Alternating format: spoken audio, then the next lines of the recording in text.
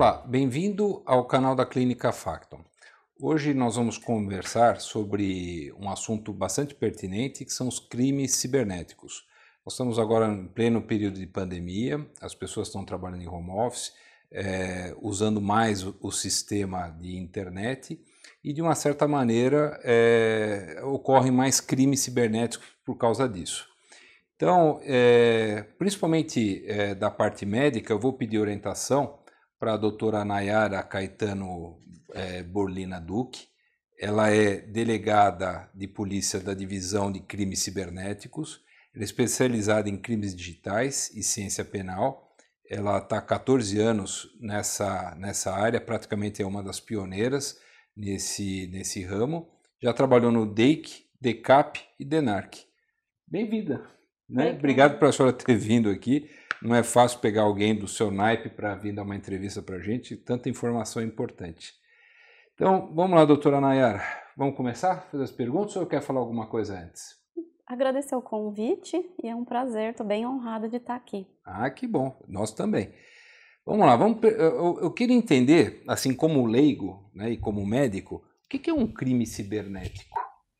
Muito interessante a gente começar por aí.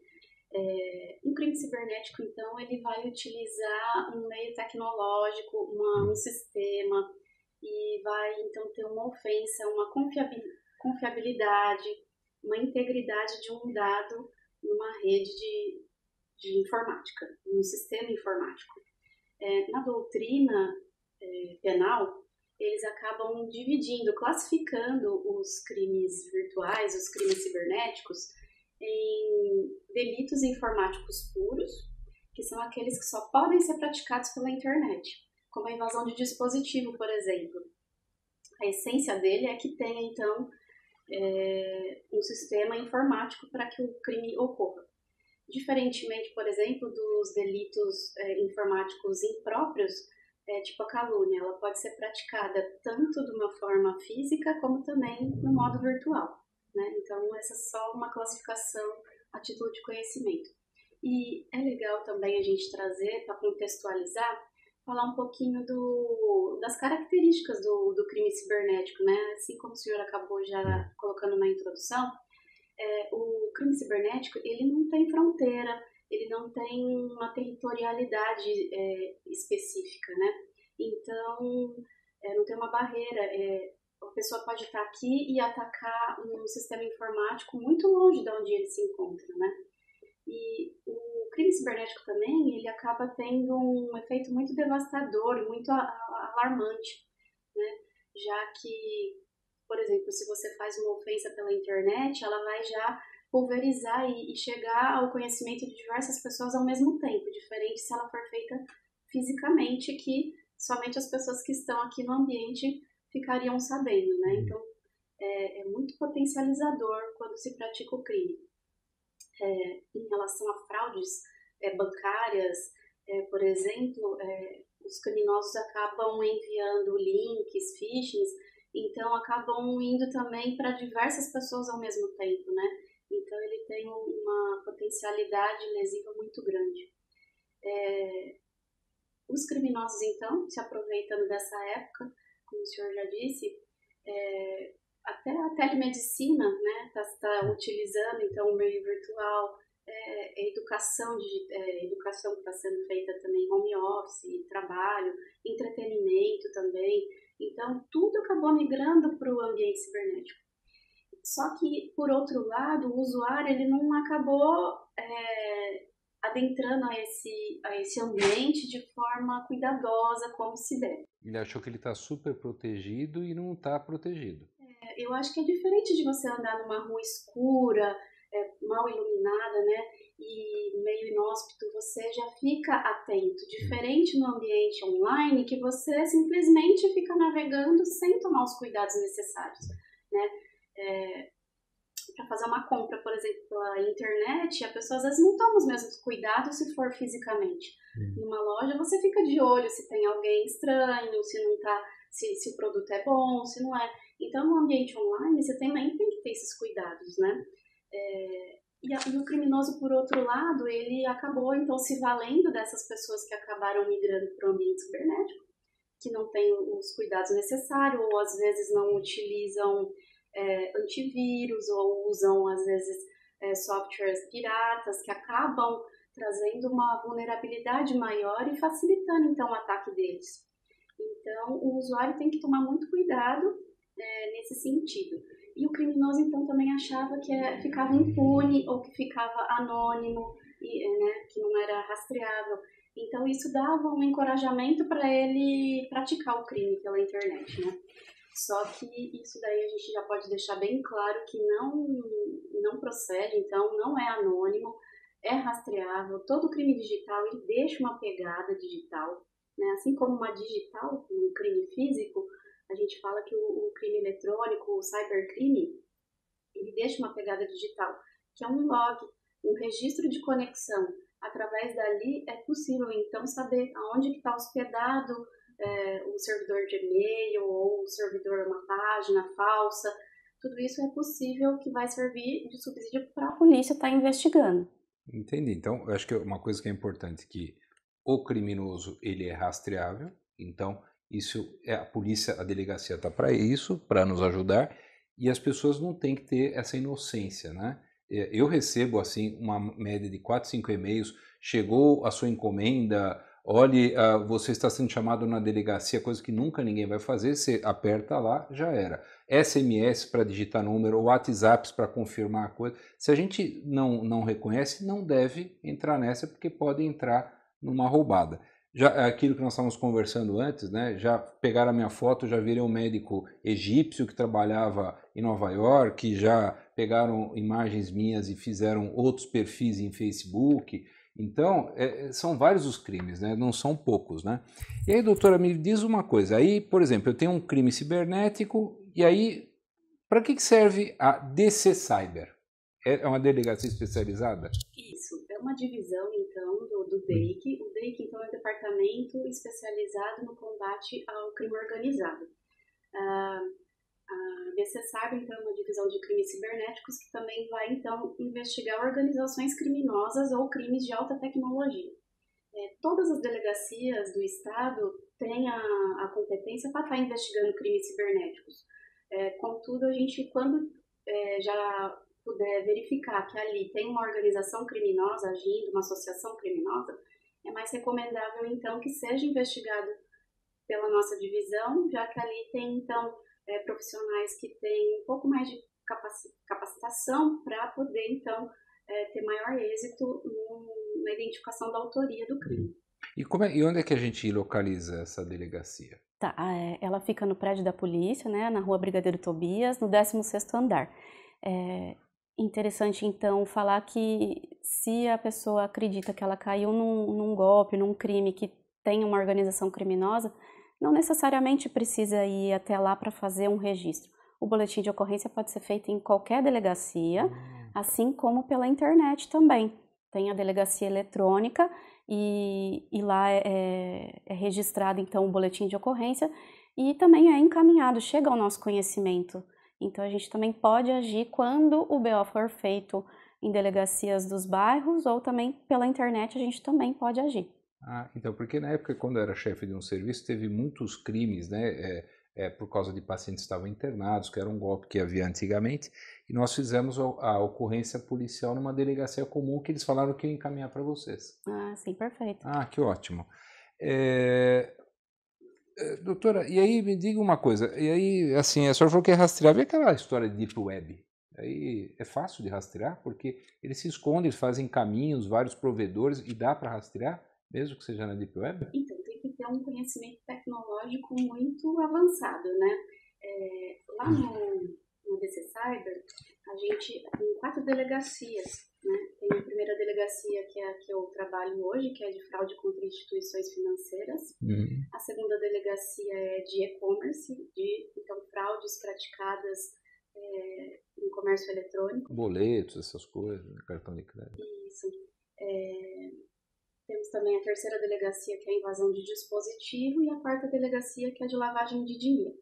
O diferencial dessa divisão é que lá tem, então, um laboratório técnico e também tem um centro de inteligência.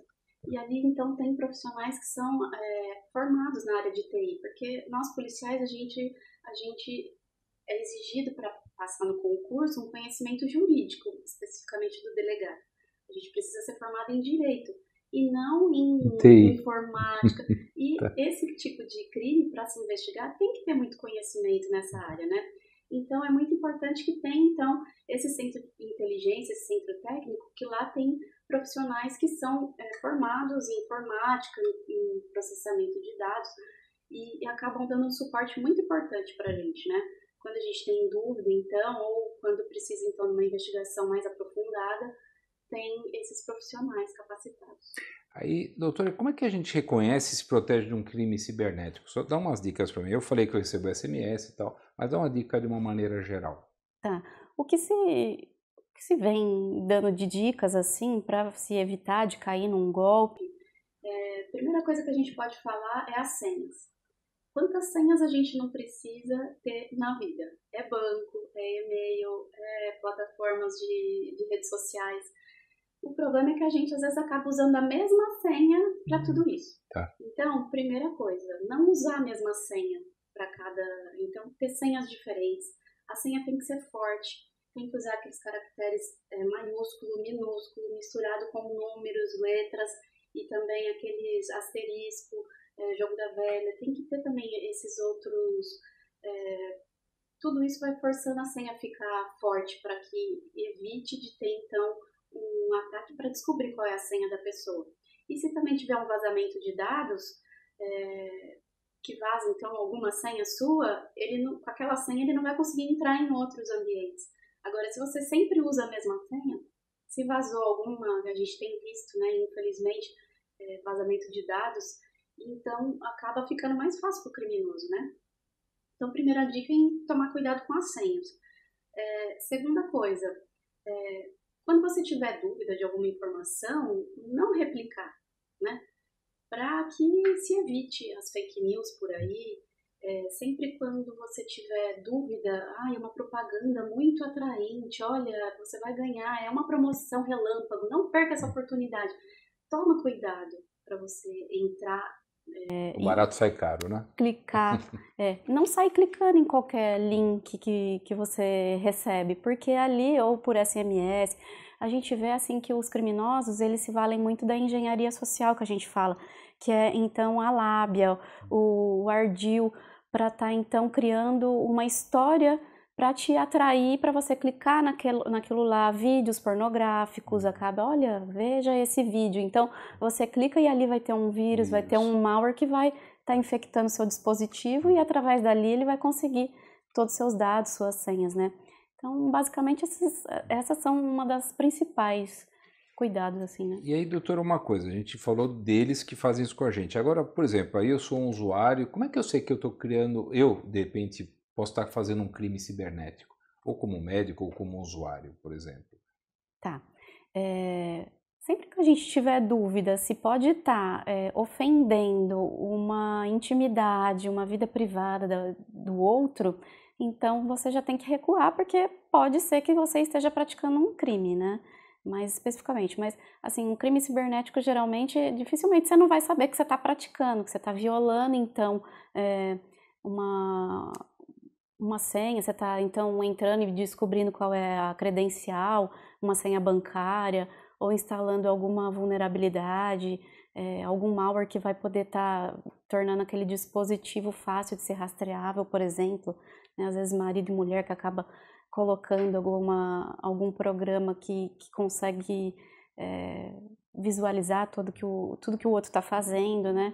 Então, acho que vai nesse caminho. Nesse caminho. Mas, assim, normalmente as postagens não. Mas eu acho que da área médica seria mostrar coisas específicas da medicina, paciente, ou coisas que choquem ou que comprometam a imagem do paciente. Eu acho que não deveria fazer, acho que é um crime cibernético, né? Exatamente. Tá. Quando você estiver, então, ofendendo a honra de alguma forma da pessoa, tem crimes para isso, né? Ou vamos considerar que talvez não se enquadre no Código Penal, já que ali você vai ter uma sanção penal, que pode até ter a restrição da liberdade da pessoa, tem que tomar cuidado, porque na área civil também pode ter, então, danos morais, danos patrimoniais. Seria calúnia ou difamação, né? Isso, ou também, né, na área médica, como o senhor está falando, tem também as responsabilidades, né, dentro do próprio conselho de medicina, tudo, que também pode estar, é uma sanção administrativa também, né? É porque a gente tem visto alguns exageros de alguns colegas até mostrando coisas que não deveriam, né? Então, superexposição, né? Superexposição, acho que não há necessidade. E a senhora, me diga uma coisa, quais os crimes mais cometidos na internet dentro da área médica que a senhora já pegou? Puxa vida. Tem muita coisa, né? Tem vários. Vamos lá, eu estou curioso para saber isso. O que eu acho, assim, que o médico tem que tomar cuidado, né? Agora com a LGPD também. Então, tem tudo online, aqueles dados dos pacientes, tem então o prontuário médico, tudo isso tem que tomar muito cuidado onde você vai estar armazenando. Se vai estar armazenando em nuvem, se vai estar armazenando em algum dispositivo físico, para que não tenha uma invasão, algum ataque e aqueles dados então sejam divulgados. Ou então, que está tendo muito, infelizmente, eles acabam sequestrando esses dados e exigindo valores para que seja devolvido. Então, tem que ter sempre backup dessas informações, porque você não fique na mão dos criminosos, não é? Como o senhor disse também, tem muitos que acabam se passando pelos médicos, né? E aí, através dali, acabam tentando praticar golpes, né? Assim como qualquer cidadão também, o médico pode cair, então, golpes de WhatsApp, e a gente verifica que o celular, o smartphone, está sendo no dia a dia das pessoas, né? No serviço. Então, muito você usa ali para falar com o paciente e tal. Se você tem, então, o WhatsApp clonado, como que vai ficar, né? Através dele ele vai conseguir vários dados que vai falar como se fosse você. E se você geralmente tem uma cirurgia marcada para a semana que vem, e você já estava falando com algum paciente, ele pode então se passar pelo médico, olha, tem como você antecipar o valor daquela cirurgia? Pode depositar em tal lugar. Então tem que tomar cuidado. Essa do WhatsApp tem que colocar a verificação em 2 etapas, tem que tomar realmente todos os cuidados. Infelizmente, tem operadoras de telefonia que acabam tendo uma vulnerabilidade na hora de transportar a linha telefônica, de transferir a linha telefônica, que a gente tem chamado de SIM swap. Então, as pessoas usam documentos falsos e pedem para que aquela linha telefônica seja passada para outro SIM card. E ali eles sequestram, então, não só o seu WhatsApp, como sua linha telefônica como um todo. E aí você fica sem acesso nenhum, né? Então, ali que eles acabam investindo, tendo acesso aos seus contatos e acabam mandando, então, exigindo valores. Tem também tomar muito cuidado, CNPJ, por exemplo, eles acabam abrindo firmas, acabam abrindo empresas falsas também, em nome, né, das clínicas, dos consultórios, acabam abrindo também páginas falsas na internet. Então ali acabam colocando a página, olha, se cadastra aqui. Então as pessoas, acreditando que é um local seguro, idôneo, tá, acabam inserindo, olha, meu nome é tal, meu RG, meu CPF, coloca ali todos os dados. Aí eles utilizam então aqueles dados para de repente vender essas informações ou até praticar outro tipo de crime. Quando eu tive essa situação que aconteceu com a gente, assim, pegaram a minha foto, montaram no WhatsApp e começaram a mandar para pacientes que estavam no hospital, falando, na época eu era até coordenador do serviço, e tinha que se fazer depósito. Então o que a gente tem feito, a gente tem 2 coisas muito positivas que eu acho que aconteceram. Uma, que os hospitais ficaram antenados e fizeram o sistema de segurança, para não passar a ligação para o quarto, rastrear as ligações que são feitas e informar os pacientes. Eles assinam um termo dizendo que, olha, não é para pagar, a não ser que na nossa tesouraria ou para o seu médico. Sim. Tá? Então esse é um fato. Mas mesmo assim tem gente que cai. É incrível como a pessoa fala, estou fragilizada, saí de uma cirurgia, mas era só realmente ver que o telefone não bate, tá? Com a LGPD aconteceu uma coisa melhor ainda, porque para conversar com o médico, existe um telefone específico de informação médica. As secretárias, enfermeiras, administradoras não têm contato com isso. E os e-mails também são específicos. Aqui, por exemplo, na clínica a gente tem um que chama encarregado@clinicafacto.com.br. Só eu recebo esses exames, ninguém tem acesso. Então, eu acho que a LGPD veio para melhorar isso, né? Então, a gente discutiu isso bastante com o nosso escritório de advocacia e montamos sistemas de segurança. Mas nem todas as clínicas têm isso. Então, eu acho que as clínicas têm que começar a investir nisso exatamente para não ter esse problema. Sim, é um controle mais rígido das informações sensíveis, né? Mas assim, o duro que a gente fala para os pacientes, assim, a gente passa informações técnicas, cuidados pós-operatórios e os cuidados, a gente tem que falar até cuidados disso, né? Tem. E muitas vezes esquece, e mesmo a gente falando. Então, eu acho que esses sistemas de segurança que tem agora do LGPD melhoraram muito. Agora, doutora, deixa eu perguntar uma coisa. Aí, assim, vamos supor, se eu sou lesado, tá? Eu vou recorrer a essa delegacia. Então, alguém usou meu nome e tal. Aí, por exemplo, se é o Facebook, o Instagram, o que seja, eu acesso a plataforma e peço para ela tirar. Isso é fácil de fazer, tem lá denunciar, o sistema é fácil. Mas a senhora falou que a gente responde a órgãos internacionais, que às vezes não estão à base aqui, e a gente vai responder lá. Então, se acontece alguma pessoa que é lesada e resolve te processar porque usou tua imagem e teu nome, e você não tem nada a ver com isso, como é que eu faço para me proteger disso? Tá. Essa parte de, às vezes, então, o servidor está hospedado em outro país, aí você precisa, então, de uma cooperação jurídica internacional para ter esses dados, né? Mas utilizando, então, você vai ter que provar que não era você. Primeiro tem que fazer um boletim de ocorrência. Exatamente, Exatamente perfeito. no DC Cyber. Isso, porque também você está sendo uma vítima, não é? Sim. Além da pessoa que de repente caiu no golpe e acabou transferindo, você também está sendo uma vítima e tem um crime, então, de falsa identidade, né? E o boletim te protege contra isso, teoricamente. Você vai poder utilizar aquilo, é um bom começo para demonstrar a sua idoneidade, que aquelas informações, então, corresponde àquilo que você está informando, que não é verídica aquela foto, não era você que estava praticando aquela ação, aquela conduta. Entendi. E aí a gente vai correr o risco, aí são coisas advocatícias. E aí, assim, por exemplo, se eu estou olhando na internet, eu vejo a foto da doutora Nayara com outro nome. Eu falo, opa, mas essa não é a doutora Nayara, ela está aqui. E aí, como é que essa pessoa faz? Ela comunica ao Instagram, ao Face, ela comunica à delegacia? Como é que é feito isso? É fácil de fazer isso? A primeira coisa é você redirecionar para a plataforma, então, fazendo essa informação, denunciando aquele canal. Essa pessoa não é que está se passando por ela. Exatamente, aquele perfil fake, né? Aquele perfil falso. Tem um canal na plataforma que é possível, então, estar denunciando para que saia o mais rápido possível do ar e evitar que a pessoa se utilize daquela informação falsa para praticar algum outro crime, né? Entendi.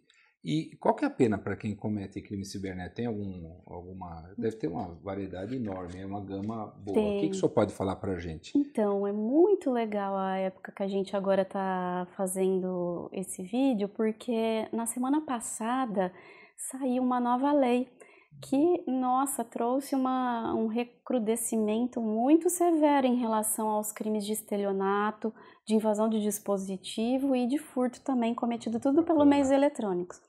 Sim, aquela parte que eu falei que a pessoa às vezes se sente impune no ambiente cibernético, acabava encorajando e achando que ia ficar sem punição nenhuma, porque realmente a pena era branda.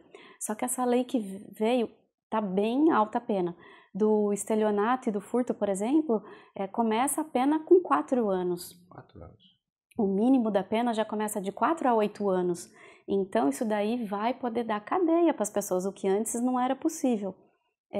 Antes a pena era de 1 a 5 anos de estelionato, por exemplo, e tinha alguns benefícios que a lei dava para o criminoso, né? Que chama institutos despenalizadores, que evitava então que a pessoa fosse presa. Ele tinha então acordo de não persecução penal, ele tinha direito à transação penal, suspensão condicional do processo, só que com esse aumento de pena já não é mais possível nada disso. lá onde eu trabalho, infelizmente a gente se depara muito com pessoas que acabam cedendo as contas para que caiam os valores fraudulentos. E isso é importante deixar registrado, que elas também respondem, né, como partícipe do crime principal, porque se não tivesse ofertado essa conta, o crime não teria se consumado, não tinha para onde ir aquele valor. Então, como ela, ciente, emprestou a conta para que caia dinheiro, produto de crime, ele também vai responder pelo crime. E agora a pena, então, começa em 4 anos, e isso é bem alto, então as pessoas têm que... Em termos de Brasil. Antes as pessoas acabavam emprestando a conta muito facilmente porque acreditava Não que não ia ter, exatamente. Tá. Agora não, já tem que ficar bem atento. Doutora, para a gente finalizar, que o assunto aí é bastante amplo e bem interessante, eu queria saber 2 perguntas. Como é que nós estamos em relação à nossa legislação e à delegacia em relação a outros países? E como é que eu consigo pegar os cybercrimes internacionais? Eu consigo punir aquele cidadão que está fora do país? Porque nós estamos falando, parece que em alguns lugares não tem esse acordo. Como é que funciona isso? Tá. Então, vamos lá, como é que nós estamos em relação a outros países? Então, isso é muito legal também. Em relação aos crimes cibernéticos, tem uma convenção internacional que é a Convenção de Budapeste. O Brasil está um pouco atrasado, porque essa convenção ela é de 2001. E então a Europa como um todo, praticamente, e a América do Norte, e aqui a América do Sul também, Argentina, Peru, Colômbia, já estão todos nessa convenção, e o Brasil até agora não, mas tá lá já no nosso legislativo para que seja assinado isso daí. E aí vai trazer grande benefício, porque todos esses países que estão dentro e assinaram essa convenção, então tem um acordo ali para que as informações sejam trocadas com maior rapidez. Esse crime cibernético, ele tem que ter uma agilidade na investigação, porque do mesmo jeito que eu falei que ele é rastreável, mas ao mesmo tempo você pode perder a prova muito fácil, né? Porque se fica, por exemplo, na nuvem e ele vai lá e apaga todo o conteúdo, vamos dizer, então a gente tem que realmente agir com muita rapidez. E às vezes sempre necessita de quebra de sigilo telemático que a gente fala, né? E se o provedor demorar para fazer essa resposta, a gente infelizmente às vezes acaba atravancando a investigação, né? E não tendo um êxito como a gente gostaria. Então, se o Brasil realmente aderir à Convenção de Budapeste, vai ser um grande avanço.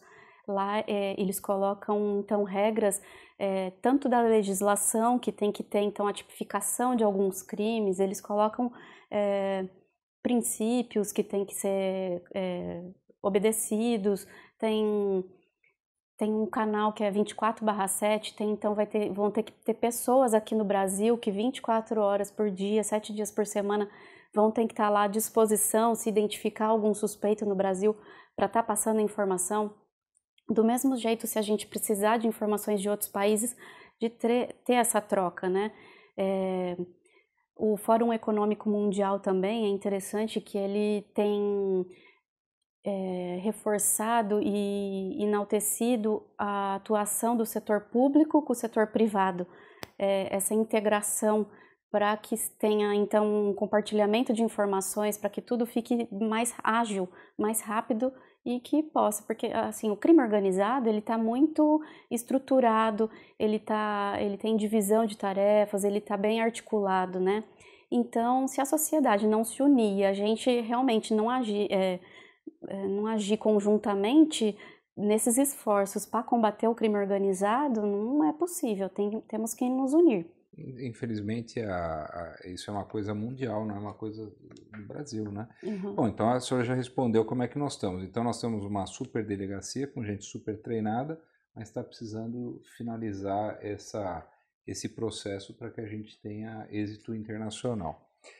Bom, doutora Naira, eu queria agradecer, então, as informações foram bem bacanas, né? Eu acho que só de saber que a gente tem uma delegacia e que tem punição, eu acho que já é uma garantia que a gente, de cidadão, né? Que a gente está usando novas plataformas, as coisas estão mudando muito rápidas, né? E muitas pessoas não estão acostumadas com a tecnologia e às vezes por inocência acabam cometendo alguns erros, né? Eu vou deixar no final do vídeo uma hospedagem, que é um home que a Polícia Civil, né, ela coloca dos delitos praticados por meio eletrônicos, como identificar e como agir em cada um. Então quem quiser depois pode acessar, né? E mais alguma coisa que a senhora queira falar ou não? Eu agradeço a oportunidade de estar podendo então expor um pouco da nosso dia a dia, da nossa realidade. A Polícia Civil precisa da parceria da população, então se você cair num crime, num golpe, é importante que seja registrado o boletim de ocorrência para que a gente tenha uma estatística fidedigna do que realmente está acontecendo na sociedade, para que a gente possa então tomar, ter ações voltadas para inibir então de repente a prática, ou também trazer uma educação digital. Se a gente verifica que determinado delito está acontecendo muito, que as pessoas estão caindo em determinado golpe, para estar então divulgando para a população, alertando para que não caia mais pessoas, né? Não tenhamos mais vítimas. Que bacana. Muito bem. Muito obrigado então, viu? Obrigada, foi um prazer.